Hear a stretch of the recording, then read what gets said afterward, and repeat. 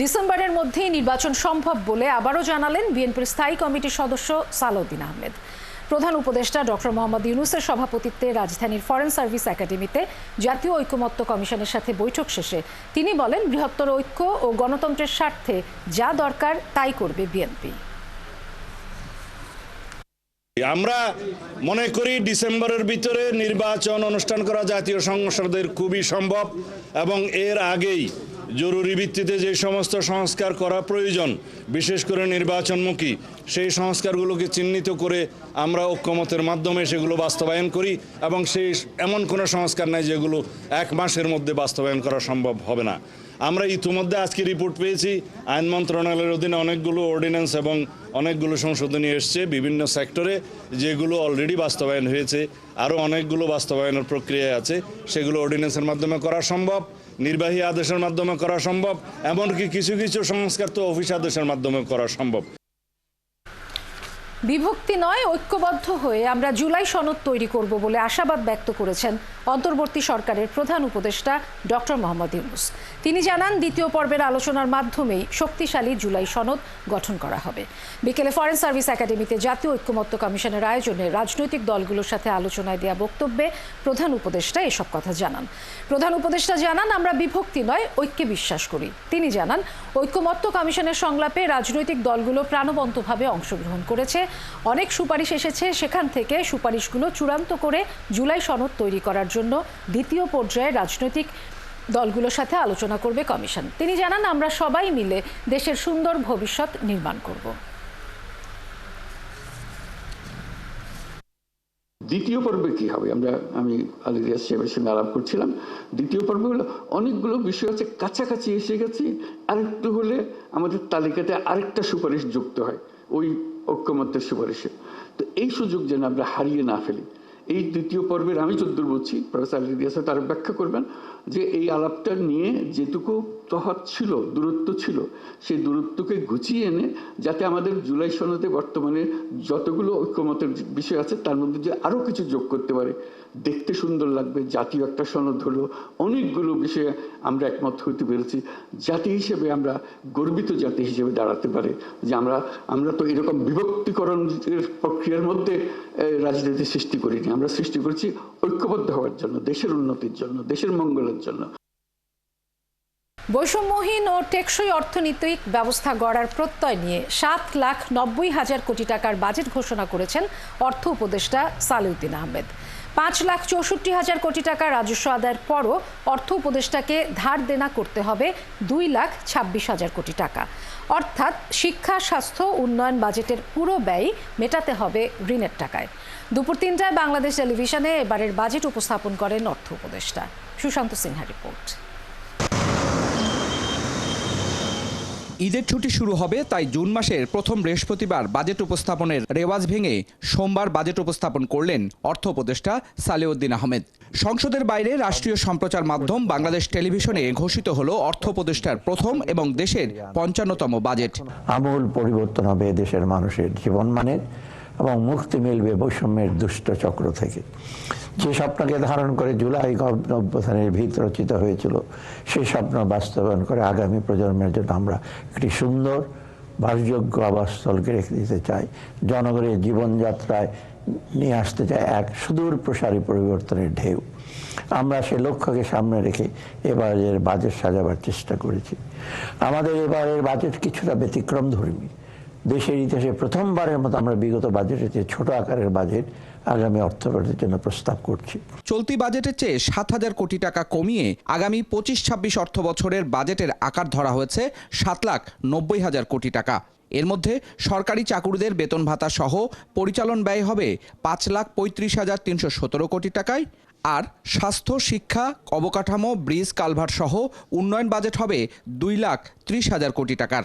প্রবৃদ্ধি কেন্দ্রিক ধারণা থেকে সরে এসে আমরা চেষ্টা করেছি সামগ্রিক উন্নয়নের ধারণার জোর দিতে। তাই প্রথাগত ভৌত অবকাঠামোর তৈরির খতিয়ান তুলে ধরার পরিবর্তে আমরা এবারের বাজেটে প্রাধান্য দিয়েছি মানুষকে। মৌলিক অধিকারের নিশ্চয়তা, সুন্দরভাবে বেঁচে থাকার জন্য প্রয়োজনীয় ব্যবস্থা, জীবিকার নিরাপত্তা এবং বৈষম্যহীন পরিবেশ, এই অত্যাবশ্যক উপাদানগুলো ছাড়া যে কোনো রাষ্ট্র অকার্যকর হয়ে পড়ে দুর্বল হয় সমাজের ভিত। বৈষম্যহীন ও টেকসই অর্থনৈতিক ব্যবস্থা গড়ার প্রত্যয়ে এই বাজেটেও আছে অতীতের মতো বড় ঘাটতি। ব্যয়ের তুলনায় 2,26,000 কোটি টাকার ঘাটতি নিয়ে শুরু হবে অর্থ উপদেষ্টার নতুন অর্থবছর। বাজেট ঘাটতি মেটাতে ব্যাংক ও সঞ্চয়পত্র সহ দেশের ভেতর থেকে ঋণ নেবেন 1,25,000 কোটি টাকা, আর বিদেশি উৎস থেকে নিট ঋণ নেবেন 96,000 কোটি টাকা। এই ঋণ নির্ভরতার কারণেই বাজেটে সুদ পরিশোধের ব্যয় বাড়ছে দ্রুত গতিতে, যা মোট বাজেটের 15.5% যাবে সুদের পেছনে। সম্পদের সুষম বন্টন ও বৈষম্যহীন বাংলাদেশ গড়া এবার এই বাজেটের অন্যতম লক্ষ্য। পাশাপাশি রাজস্ব আয় ও সরকারি ব্যয়ের মধ্যে ভারসাম্য রক্ষা করে একটি যৌক্তিক ও বাস্তবায়নযোগ্য বাজেট প্রণয়নই হবে এই বাজেটের একটি অন্যতম উদ্দেশ্য। অর্থ উপদেষ্টা আগামী বাজেটে যেসব খাতে খরচ করবেন তার পরিকল্পনাও দিয়েছেন, যেখানে সুদ পরিশোধের পর খাতোয়ারি বরাদ্দে দ্বিতীয় সর্বোচ্চ বরাদ্দ শিক্ষা ও প্রযুক্তি খাতে মোট বাজেটের 14%, ভর্তুকি ও প্রণোদনায় 11.3%, জনপ্রশাসনে ব্যয় 9.1%, পরিবহন ও যোগাযোগে 8.8%, স্থানীয় সরকার ও পল্লী উন্নয়নে মোট বাজেটের 5.7%, সামাজিক নিরাপত্তা ও কল্যাণে 4.7%, স্বাস্থ্যে 5.3%, সামাজিক নিরাপত্তায় 4.7%, পেনশন বাবদ 4.5% খরচ করতে হবে। প্রতিরক্ষা বাজেটে আছে 4.3% বরাদ্দ, আর কৃষিতে 3.7% বরাদ্দ করেছেন অর্থ উপদেষ্টা। এবারের বাজেটে তাই শিক্ষা, স্বাস্থ্য, সুশাসন, নাগরিক সুবিধা, কর্মসংস্থান ইত্যাদি বিষয়ের উপর জোর দেওয়া হয়েছে। পাশাপাশি চতুর্থ বিপ্লব স্বল্পোন্নত দেশ হতে উত্তরণ এবং জলবায়ু পরিবর্তনের ফলে ক্রমাগত যে সকল সুযোগ সৃষ্টি তার সুবিধা ভোগ এবং যে সকল চ্যালেঞ্জ তৈরি হয়েছে তাকে মোকাবেলা করে টেকসই উন্নয়ন নিশ্চিত করার দিকেও মনোযোগ দেওয়া হয়েছে। আগামী অর্থ বছরে জিডিপির প্রবৃদ্ধির লক্ষ্যমাত্রা ধরা হয়েছে 5.5%, আর মূল্যস্ফীতির লক্ষ্যমাত্রা রাখা হয়েছে 6.5%। 2025-26 অর্থ বছরের সুশান্ত সিনহা, 71, ঢাকা। ব্যক্তির করমুক্ত আয়ের সীমা অপরিবর্তিত রেখে বাজেটে 30% হলো সর্বোচ্চ কর হার। আয়করে ব্যবসা প্রতিষ্ঠানকে কিছু ছাড় দেয়া হলেও অনেক ক্ষেত্রে বাড়ানো হয়েছে পরোক্ষ কর, কমানো হয়েছে ভ্যাট ছাড়। যুক্তরাষ্ট্র থেকে আমদানি বাড়াতে বহু পণ্যের শুল্ক কর কমানো হয়েছে। থাকছে ফ্ল্যাট ও ভবনে কালো টাকা সাদা করার সুযোগ। রুহুল আমিনের রিপোর্ট। 24-এর গণঅভ্যুত্থানের পর দেশের এক ক্রান্তি লগ্নে বাজেটে সবার নজর থাকে ব্যক্তির আয়কর গণনায় কি পরিবর্তন এলো। অর্থ উপদেষ্টা সালেউদ্দিন আহমেদ আগামী অর্থ বছরের জন্য কোনো পরিবর্তন আনেননি। তবে চলতি বাজেটের সিদ্ধান্ত অনুযায়ী ব্যক্তির সর্বোচ্চ কর হার বেড়ে হচ্ছে 30%। পরবর্তী 2 বছরের জন্য করমুক্ত আয় 25,000 টাকা বাড়িয়েছেন। সারা দেশে সবার ন্যূনতম আয়কর 5,000 টাকা। স্বীকৃত জুলাই যোদ্ধার জন্যও দিয়েছেন ছাড়। রাজস্ব খাতকে আরো গতিশীল করতে শেয়ার বাজারে মার্চেন্ট ব্যাংকের কর 10% কমেছে। তালিকাভুক্ত কোম্পানির কর স্থির রেখে শর্ত শিথিল করা হয়েছে। ব্রোকারেজ হাউসের উৎসে কর কমানো হয়েছে। করদাতার দাবি অনুযায়ী অতিরিক্ত কর পরের বছরে সমন্বয় করার সুযোগ দিয়েছেন অর্থ উপদেষ্টা। 5 লাখ টাকার বেশি কৃষি আয়কে করেছেন করযোগ্য। বেসরকারি চাকরিজীবীর করমুক্ত ব্যয় বেড়েছে।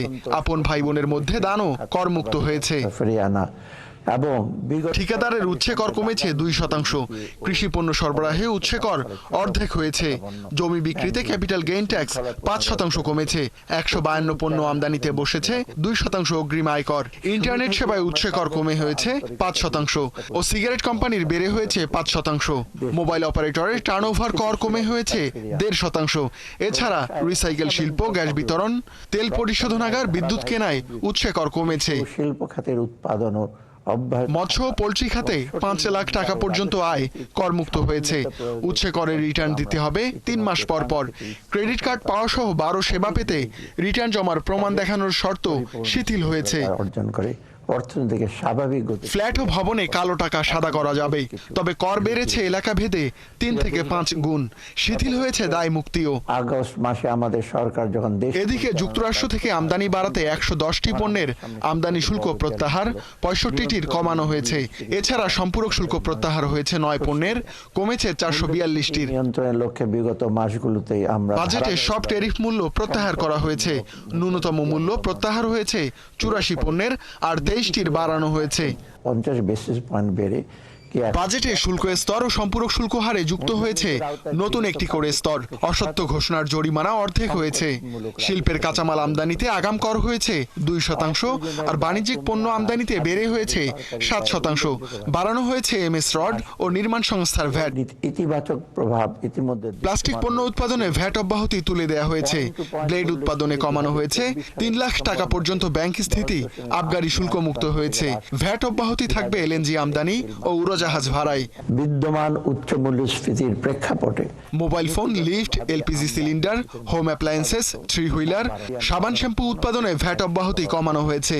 তবে স্যানিটারি ন্যাপকিন, হাসপাতাল বেড, এপিআই উৎপাদনে অব্যাহতি থাকছে।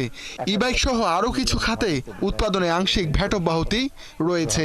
চলতি অর্থ বছরের জুন নাগাদ আমরা বিভিন্ন উন্নয়ন সহযোগিতার নিকট হতে। রুহুল আমিন, 71, ঢাকা। প্রস্তাবিত বাজেটের আকার কমা ছাড়া বিগত সরকারেরই ধারাবাহিকতা। বাজেটে গুণগত কোনো পরিবর্তন নেই, মৌলিক বিষয়গুলোতে এখনও গলদ রয়েছে। বাজেট নিয়ে তাৎক্ষণিক প্রতিক্রিয়ায় কথা বলেন বিএনপির স্থায়ী কমিটির সদস্য আমির খসরু মাহমুদ চৌধুরী। বাজেটের আকারের সাথে রাজস্ব আয় ও ব্যয়ের পরিকল্পনায় সঙ্গতি রাখা উচিত ছিল বলে মনে করেন এই বিএনপি নেতা। শফিকুল হকের প্রতিবেদন। একটি শক্তিশালী অর্থনৈতিক কাঠামো বিনির্মাণে স্বাধীনতার পর প্রথমবারের মতো কমল বাজেটের আকার। এবার 7,90,000 কোটি টাকার বাজেট ঘোষণা করেছেন অর্থ উপদেষ্টা, যা বিদায়ী অর্থ বছরের তুলনায় প্রায় 7,000 কোটি টাকা কম। সংসদ কার্যকর না থাকায় এবার বাজেট ঘোষণা হলো রাষ্ট্রীয় সম্প্রচার মাধ্যম সহ সকল বেসরকারি টেলিভিশন মাধ্যমে। পার্টির রিঅ্যাকশন দেবো আমরা 4 তারিখ। কেমন হলো অন্তর্বর্তী সরকারের বাজেট? এ নিয়ে আগামী 4 জুন আনুষ্ঠানিক প্রতিক্রিয়া জানাবে বিএনপি। তবে তাৎক্ষণিক প্রতিক্রিয়ায় দলের স্থায়ী কমিটির সদস্য আমির খসরু মাহমুদ চৌধুরী জানালেন, বিগত বাজেটের তুলনায় খুব বেশি পরিবর্তন নেই এবারের বাজেটে। আগের যেভাবে বাজেট চলে আসছে, মূলত সেখান থেকে আমরা খুব একটা সংখ্যার তারতম্য ছোটোখাটো হয়েছে, কিন্তু প্রিন্সিপালের যে বাজেটের যে প্রিন্সিপাল, ওই জায়গাটাই কিন্তু আমরা আগের মতো রয়ে গেছি। সুতরাং আমি মনে করি এই মৌলিক জায়গাটাই গলতটা রয়ে গেছে।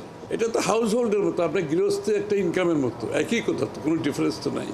সুতরাং সেই ক্ষেত্রে আমি মনে করি গুণগত দিক থেকে এই বাজেটে আমরা কোনো কিছু পরিবর্তন দেখিনি। তিনি জানান, প্রস্তাবিত বাজেটে রাজস্ব আয়ের সাথে সরকারের ব্যয় পরিকল্পনার সমন্বয় নেই। ব্যাংক থেকে সরকার ঋণ নিলে সেটি বেসরকারি খাতে বিনিয়োগ হয় না, ফলে রাজস্ব আয়ের পুরোটাই পরিচালন খাতেই ব্যয় হবে। আমাদের রাজস্ব আয়ের সাথে আপনার বাজেটের সাইজের একটা সম্পৃক্ততা থাকা উচিত ছিল। আমি মনে করি সেটা হয়নি। সেটা পুরোটাই রাজস্ব আয় যেটা আছে সেটা আপনার পরিচালনা ব্যয়ের মধ্যে চলে যাবে, এবং পুরোটাই কিন্তু দেশের ভিতর থেকে বাইরে থেকে লোন নিতে গেলে যে প্রভাবগুলো আমি বললাম, এই প্রভাবের কারণে অর্থনৈতিক ক্ষতিগ্রস্ত হবে। এই বাজেট বাস্তবায়ন করাটা আগামী নির্বাচিত সরকারের জন্য কঠিন হবে বলেও মন্তব্য করেন এই বিএনপি নেতা। এটা কিন্তু আগামী দিনের সরকারের জন্য খুব একটা সহজ কিছু হবে না। শফিকুল হক, 71, ঢাকা। প্রস্তাবিত বাজেটে কিছু পদক্ষেপ ভালো মনে হলেও সার্বিকভাবে বৈষম্য দূর করার প্রতিশ্রুতি পরিপূর্ণভাবে প্রতিফলিত হয়নি বলে তাৎক্ষণিক বাজেট প্রতিক্রিয়ায় জানিয়েছে সিপিডি। সেই সাথে প্রস্তাবিত বাজেটে শিক্ষা, স্বাস্থ্য ও কৃষি খাতে বরাদ্দ কমানো নিয়েও উদ্বেগ জানিয়েছে সংস্থাটি। আর অর্থনীতিবিদ এম আকাশও বলেছেন, বাজেটে বৈষম্য নিরসন আর পাচারকৃত অর্থ উদ্ধারের শক্ত পদক্ষেপ নেই। অনুপ অধিকারী তরুণ জানাচ্ছেন বিস্তারিত। এবং তখন প্রশ্নোত্তর পর্ব থাকবে। আজকে বাজেট প্রস্তাবের দিন বরাবরের মতো এবারও সন্তুষ্টি প্রকাশ করেনি সিপিডি। তাৎক্ষণিক প্রতিক্রিয়ায় সংগঠনটি বলছে, প্রস্তাবিত বাজেটে কিছু কিছু পদক্ষেপ তাদের কাছে ভালো মনে হলেও সার্বিকভাবে বৈষম্য দূর করার প্রতিশ্রুতি পরিপূর্ণভাবে প্রতিফলিত হয়নি। কিছু কিছু পদক্ষেপ ভালো নেওয়া হয়েছে বিচ্ছিন্নভাবে, কিন্তু দেখা যাচ্ছে যে পুরো একটা হোলিস্টিক ভাবে কাঠামোগত পরিবর্তন সেটা লক্ষ্য করা যাচ্ছে না। মনে হচ্ছে যে একই কাঠামোর মধ্যে এখানে একটু বেশি, ওখানে একটু কম, এরকম করে নেওয়া হয়েছে। কালো টাকা সাদা করার সুযোগ দেওয়াটা নৈতিক আঘাত বলে মনে করে সিপিডি। সেই সাথে প্রস্তাবিত বাজেটে প্রবৃদ্ধি ও বিনিয়োগকে অবহেলা করা হয়েছে। অন্যদিকে বেকারত্ব ও দারিদ্র্য বৃদ্ধির আশঙ্কা থেকেই যাচ্ছে বলে জানিয়েছে সংস্থাটি। কালো টাকার ব্যাপারে আমাদের অবস্থান হচ্ছে যে এই কালো টাকার সুযোগ দিয়ে কিন্তু যারা নৈতিকভাবে প্রতি বছর তারা স্বচ্ছ আয় করে স্বচ্ছতার সাথে জবাবদিহিতার সাথে কর দিয়ে থাকেন, তাদের প্রতি একটা নৈতিক একটা আঘাত বলবো, কারণ তাদেরকে মোরালি একটা ডিসকারেজ করা হয় কিংবা মোরালি ডিমোরালাইজ করা হয়। তো এইটা দুটো জিনিস প্যারালালি চলতে পারে না। এদিকে তাৎক্ষণিক বাজেট প্রতিক্রিয়ায় বিশিষ্ট অর্থনীতিবিদ MM আকাশ বলেন, বৈষম্য নিরসনের জন্য যেভাবে লুটপাটকারী, ঋণখেলাপি ও অর্থ পাচারকারীদের কাছ থেকে অর্থ উদ্ধার করার পদক্ষেপ নেওয়া উচিত ছিল, সে ব্যাপারে কোনো কিছু প্রস্তাবিত বাজেটে নেই। প্রবৃদ্ধি অবহেলা করা হয়েছে, বিনিয়োগকে অবহেলা করা হয়েছে, বেকারত্ব এবং দারিদ্র্য বৃদ্ধির আশঙ্কা থেকেই যাচ্ছে। আর দ্বিতীয়ত, বৈষম্য নিরসনের জন্য যেভাবে লুটপাটকারীদের কাছ থেকে অর্থ উদ্ধার করা উচিত ছিল, যেভাবে ঋণখেলাপি এবং পাচারকারীদের কাছ থেকে টাকা উদ্ধার করার পদক্ষেপ নেওয়া উচিত ছিল, সে ব্যাপারে কোনো হিসাবও নেই, কোনো বক্তব্য আমি এখন পর্যন্ত বাজেট বক্তৃতায় যতটুকু শুনেছি তাতে পাই। তবে ক্ষমতা হস্তান্তরের আগে নির্বাচিত সরকারের জন্য একটা স্থিতিশীল অর্থনীতি গড়াই মনোযোগ আছে বাজেটে, এমনটা বললেন MM আকাশ। বাংলাদেশের অনুপ অধিকারী, তরুণ, ৭১, ঢাকা। 2025-26 অর্থ বছরের ঘোষিত বাজেটকে স্বাগত জানালেও এটি ব্যবসা এবং বিনিয়োগ বান্ধব নয় এবং এতে মূল্যস্ফীতি কমানোর দৃশ্যমান রোডম্যাপ নেই বলে জানিয়েছে Dhaka chamber of commerce and industry. একই সাথে বাজেটে বাণিজ্য সহায়ক পরিবেশ উন্নয়ন, ক্ষুদ্র ও মাঝারি শিল্প এবং ব্যাংকিং খাতের সংস্কার নিয়েও কোনো দিক নির্দেশনা নেই। এসব নিয়ে বাজেটে বিবেচনা রাখলে ব্যবসা ও বিনিয়োগ বান্ধব পরিবেশ ইতিবাচক ধারায় ফিরত।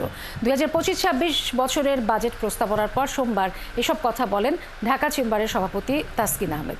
তিনি বলেন, ব্যক্তি শ্রেণীর করমুক্ত আয়সীমা অপরিবর্তিত রাখা হতাশাজনক, যদিও ব্যবসায়ীদের পক্ষ থেকে এটি 5 লাখ টাকা করার দাবি ছিল। ঘাটতি বাজেট মেটাতে গেলবারের মতো বেশি মাত্রায় ব্যাংক নির্ভর হওয়া হতাশাজনক। ইলেকট্রনিক্স পণ্য ও প্রক্রিয়াজাত খাদ্য উৎপাদন সহ কিছু জায়গায় কাঁচামাল আমদানিতে ভ্যাট ও ট্যাক্স বাড়ানোর ফলে স্থানীয় শিল্প ঝুঁকিতে পড়তে পারে বলেও জানান। বিষয়গুলো পুনরায় বিবেচনার আহ্বান জানায় DCCI। অনলাইনে কর দেয়া বাধ্যতামূলক করা ইতিবাচক বলেও মনে করছে ঢাকা চেম্বারের সভাপতি।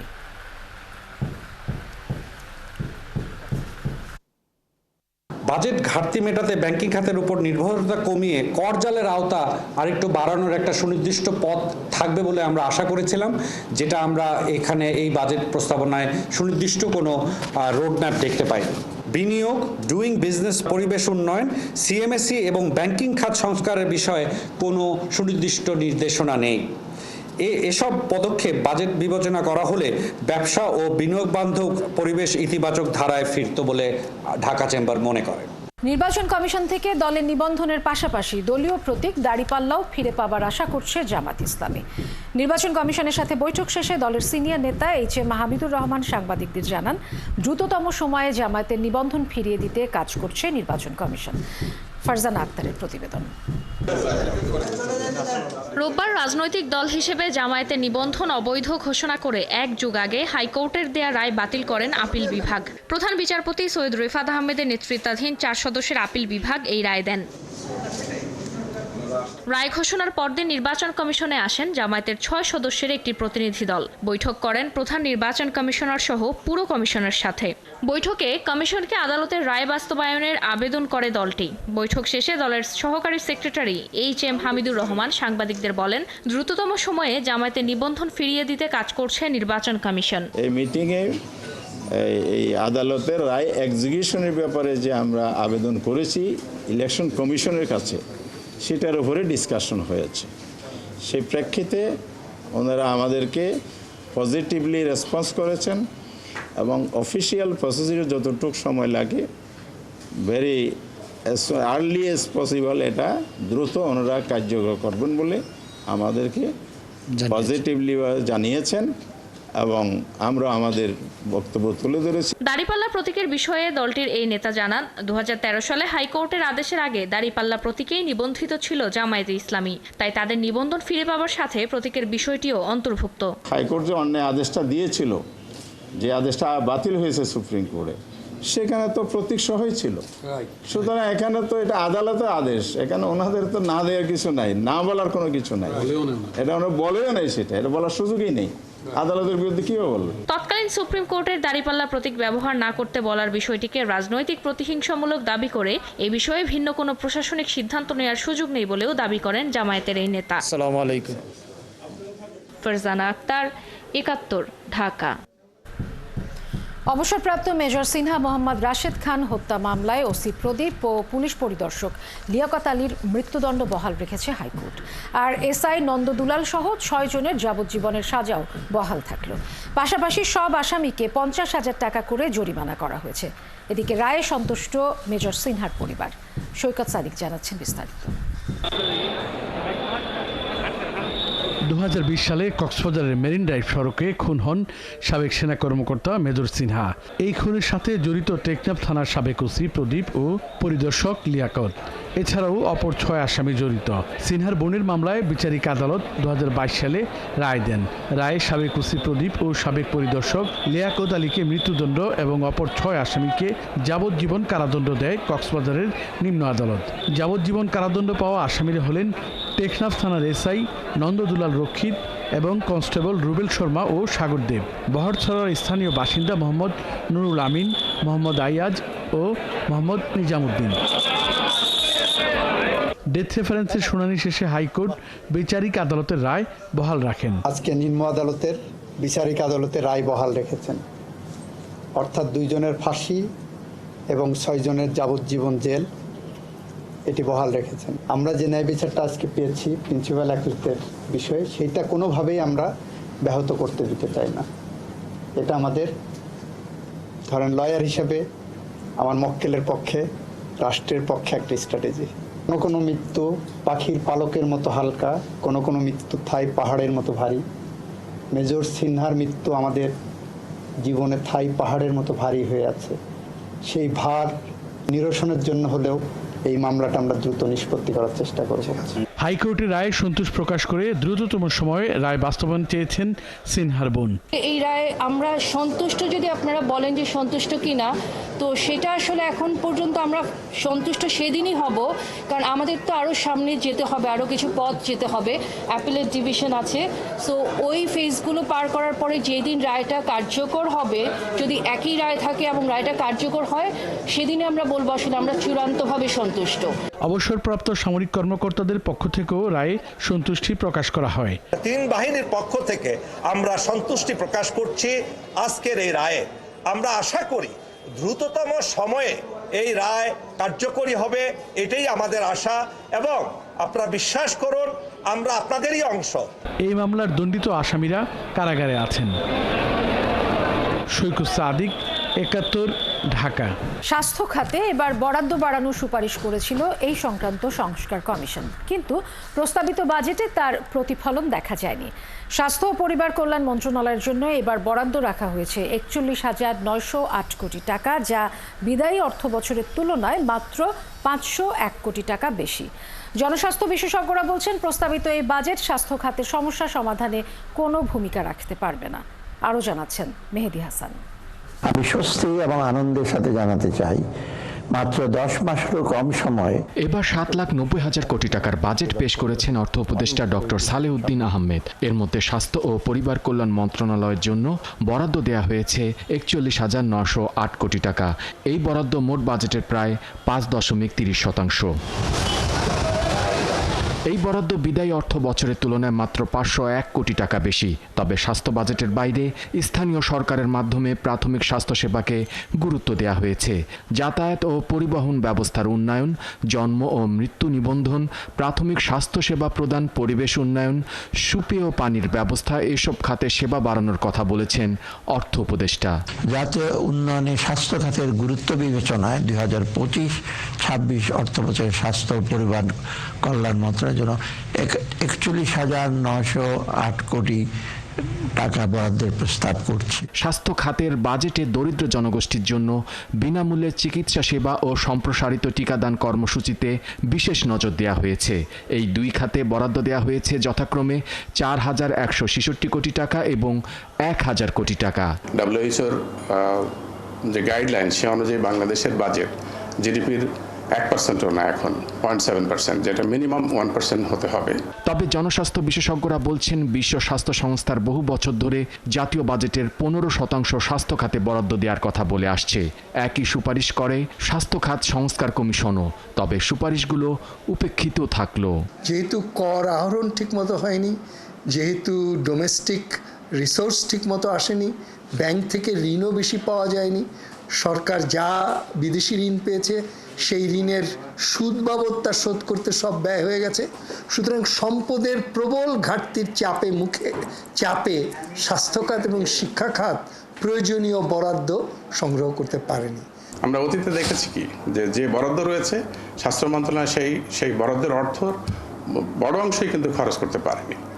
তাতে করে যেটা হয়েছে যে কাজগুলো করতে পারা উচিত ছিল সেই কাজগুলো তাদের করা সম্ভব হয়ে ওঠেনি। স্বাস্থ্য খাত কমিশন বলছে সহজলভ্য, জনমুখী ও সার্বজনীন স্বাস্থ্য ব্যবস্থা গড়ে তুলতে হলে এই খাতে বিনিয়োগ বাড়াতে হবে। মেহেদী হাসান, ৭১, ঢাকা।